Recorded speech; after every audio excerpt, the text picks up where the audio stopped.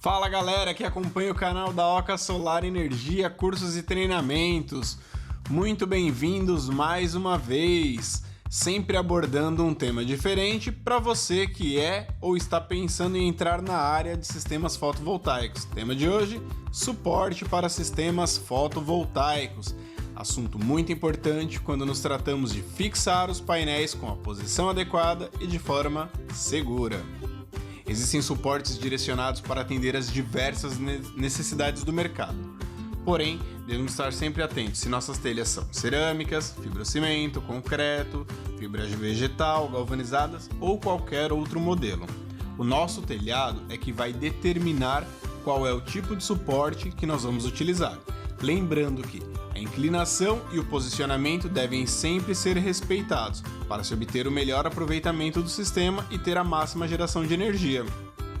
Os suportes para sistemas fotovoltaicos, além de auxiliar na fixação dos módulos ao telhado, proporcionam uma altura adequada entre o telhado e os módulos, a fim de garantir uma boa troca de calor para os módulos e a proteção da água que escorre do telhado durante a chuva, diretamente na parte de baixo dos módulos fotovoltaicos.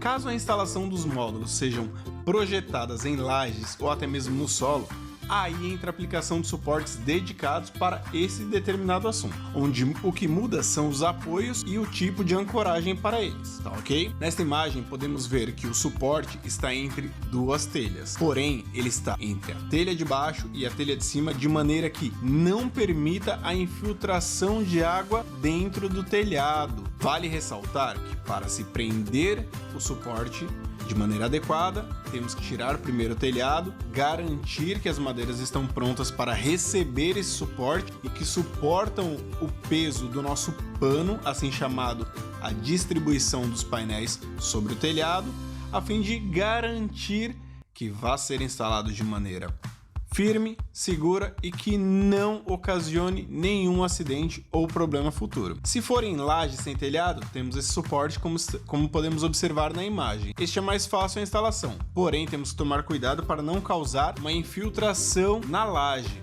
É sempre importante ressaltar que, quando vai se fazer uma furação na laje, exige a necessidade de consultar um engenheiro civil especialista nesse assunto, porque podemos comprometer a vedação da laje ou mesmo a estrutura. Não saia por aí furando lajes sem antes consultar um engenheiro civil, tá ok? Essas são as dicas de hoje, espero que você tenha gostado do assunto. Muito obrigado por nos acompanhar até aqui, um forte abraço e até o próximo vídeo da Oca Solar Energia, cursos e treinamentos. Valeu, galera!